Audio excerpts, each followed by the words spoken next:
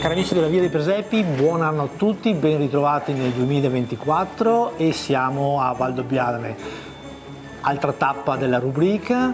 Vi portiamo in Villa dei Cedri in nostra compagnia Maurizio Ruggero, che è uno degli organizzatori di questo bellissimo gruppo Amici del Presepe.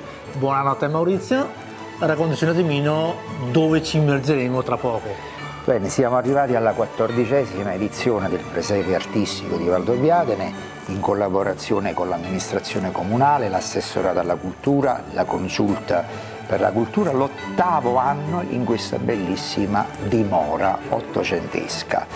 Il tema di quest'anno è la tradizione negli occhi dei bambini.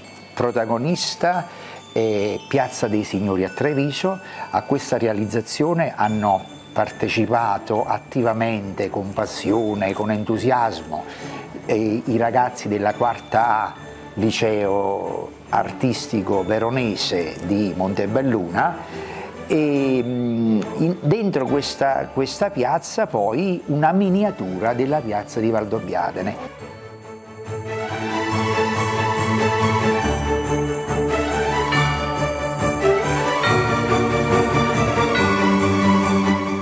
I bambini hanno bisogno di meravigliarsi e il presepe vuole essere questo dono di meraviglia del Dio che nasce. Il nostro motto è: il presepe è un sogno di bellezza, e vogliamo cercare di comunicare queste emozioni a tutti quelli che ci vengono a trovare.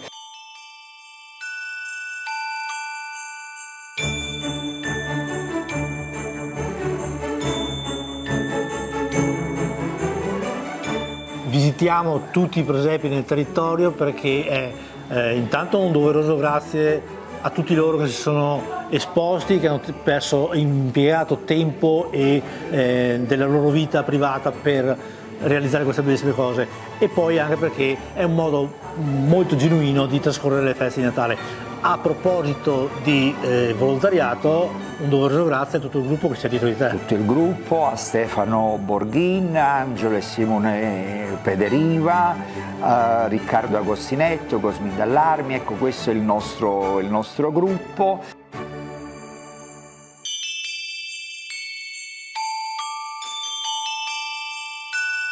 Maurizio, con questo tuo racconto ci hai fatto sognare, ma per sognare ancora di più i telespettatori attendono da te dove venire, in che orari e fino a quando. Allora, il presepe è aperto fino al 4 febbraio, tutti i giorni, la mattina dalle 10 alle 12 e il pomeriggio dalle 15 alle 19. Vi aspettiamo e buone feste a tutti. Vi aspettiamo anche noi, vi diamo appuntamento alla prossima puntata. Se volete scoprire dove, non dovete fare altro che seguirci. Io, Maurizio e Stefano vi auguriamo buone feste e vi invitiamo qui a Valdobbiadene, Villa dei Cedri, a visitare questo bellissimo percorso di presepi, perché non è un presepe, è un percorso.